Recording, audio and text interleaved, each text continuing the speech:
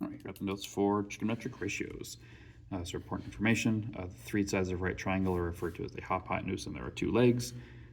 Hypotenuse is always across from the right angle and is the longest side. So in this picture, kind of blurry here, but there's my longest side across from the right angle is the hypotenuse. The Greek letter theta, so that is the symbol for theta, is you represent an acute angle. So angle theta here, you could also put the angle theta down here. So like x is the generic placeholder for a variable, theta is the generic placeholder for an angle.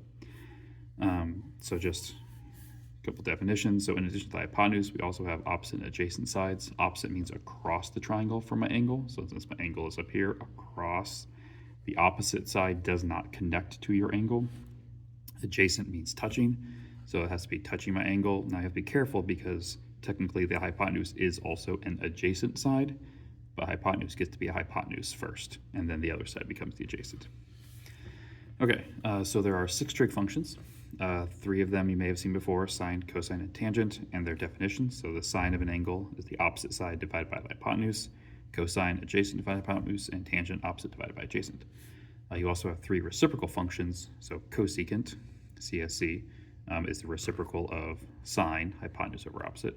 Secant is the hypotenuse over the adjacent, and cotangent is the adjacent over the opposite, and then there's their reciprocal partners over here. Okay, so if we look at some examples, so given the right triangles below, write the 6 trig functions for the given angle. So sine, cosine, tangent, cosecant, secant, cotangent. So the first one has our sides labeled, so from angle theta, opposite, adjacent, and hypotenuse. So the sine of my angle is the opposite divided by the hypotenuse, so 21 over 29. Cosine is adjacent over hypotenuse, so 20 over 29. Tangent is opposite over adjacent, 21 over 20. So cosecant, secant, and cotangent.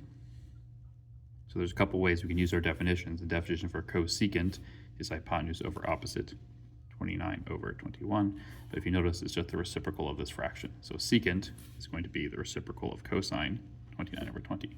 Cotangent is the reciprocal of tangent, 20 over 21. Okay, so for this one, angles in the same place. So 5 is our opposite, 12 is our adjacent, 13 is our hypotenuse.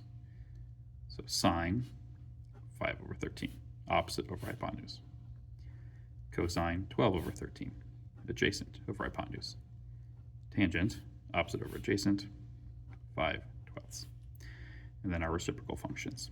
So 13 over 5, secant, 13 over 12, cotangent, 12 over 5.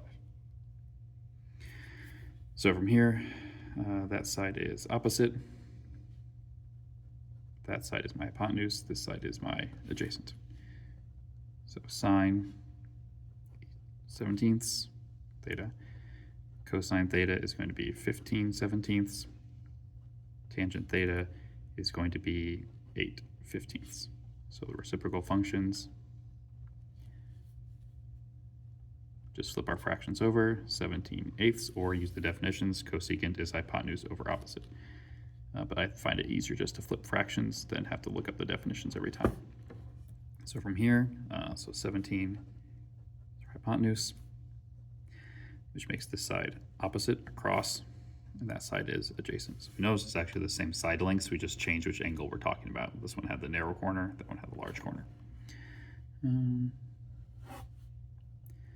So sine, opposite over hypotenuse, is 15/17. Cosine is 8 over 17. Tangent is opposite over adjacent, 15/8. So cotangent, 8/15. Sorry, I'm working backwards here. Secant theta, 17/8. Cosecant theta, 17/15. All right, so for our last one, 37 is our hypotenuse, 12 is our opposite, and 35 is our adjacent.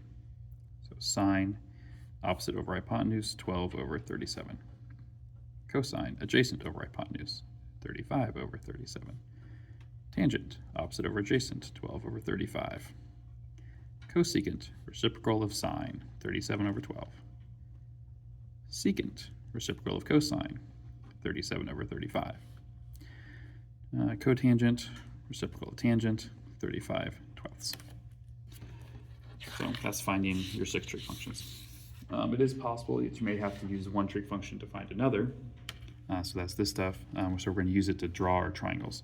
So knowing that tangent theta is 15 over 8, what are the other trig functions? So we need to draw a triangle first. My triangle always looks like that, with my angle always there. So tangent, by definition, is opposite over adjacent. So opposite 15, adjacent 8. Now because this is a right triangle, I can use the Pythagorean theorem to find my missing side. So leg squared plus leg squared equals hypotenuse squared. So 8 squared plus 15 squared equals c squared. 64 plus 225. That is 289, which is 17 when you take the square root. So sine would be 15 over 17, opposite of hypotenuse. Cosine, 8 over 17. Tangent, I'm not going to worry about. We'll just copy it down because we're given tangent, 15 over 8. Cotangent, flip it over. Secant, flip it over. Cosecant, flip it over. And so this one gives us sine. So sine is opposite over hypotenuse. So we're missing that side. So a squared plus 24 squared equals 25 squared. So that's 625. 24 squared is 576. So 625 minus 576 is 49. So a squared is 49, which means a is 7. So sine is given to us. We'll just copy it down again.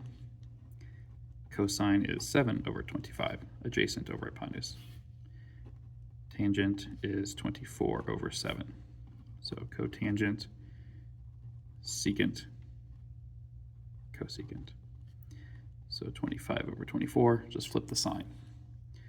25 over 7, flip the cosine. 7 over 24, flip the tangent. All right, so last one, cosine 9 over 41. So cosine is adjacent over hypotenuse. So adjacent over hypotenuse, so I'm missing the b side. So 9 squared plus b squared equals 41 squared.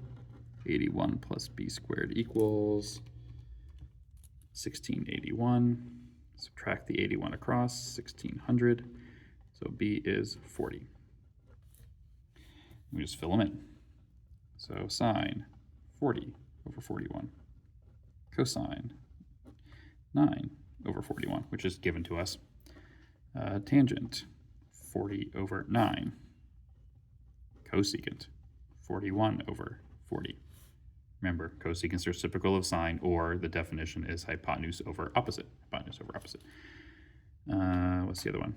Secant is the reciprocal of cosine, or adjacent over hypotenuse. Hypotenuse over adjacent. So 41 over 9. Cotangent is either the reciprocal of the tangent, so 9 over 40, or adjacent over opposite. 40. So there's your sides.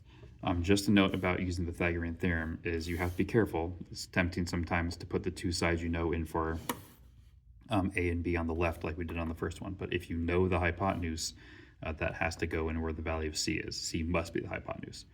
Which side you want to call A or B doesn't matter, whether it's the horizontal side or the vertical side. This could be A or this could be A, but the hypotenuse has to be C on the right-hand side. That brings us to the end of the section.